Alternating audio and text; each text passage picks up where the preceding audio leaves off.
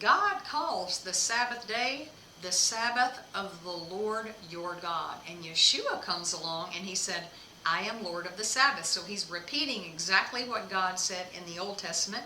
He is God, he's the Son of God, and he's repeating that again in the New Testament. He's not saying, I am the Lord of the Sabbath, therefore you don't have to keep the Sabbath. He was actually being accused of not keeping the Sabbath, and he was. So why would we think we could use that and take it out of context and say that we don't have to keep the Sabbath anymore?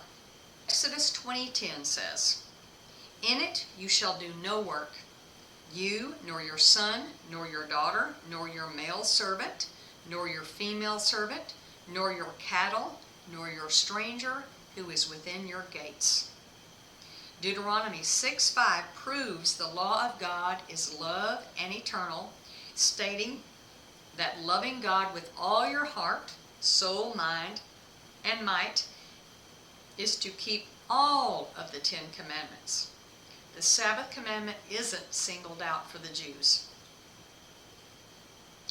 God always had one law for Israel, and anyone that sojourned among them, anyone who worshiped God. This is one of the biggest deceptions in the church, and this is why most churches worship on Sunday. Deuteronomy 28 is known as the chapter about blessings and curses. God said, all of these blessings shall come upon you and overtake you if you obey the voice of the Lord your God.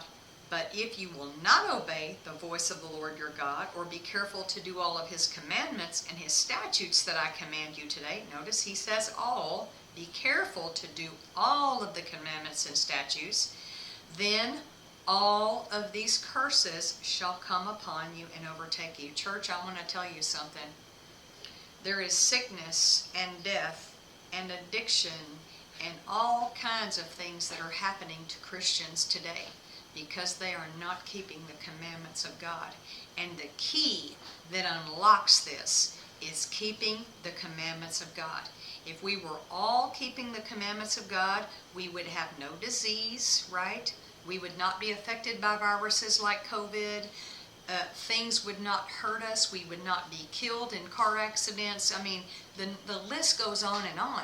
God lists out all of these curses. He gives us the blessings and the curses in Deuteronomy 27 and 28, and we need to see what the Word of God says. That Word that is eternal, the Word that God speaks, that he says his Word will not return to him void, but will do all that he wants to accomplish with it.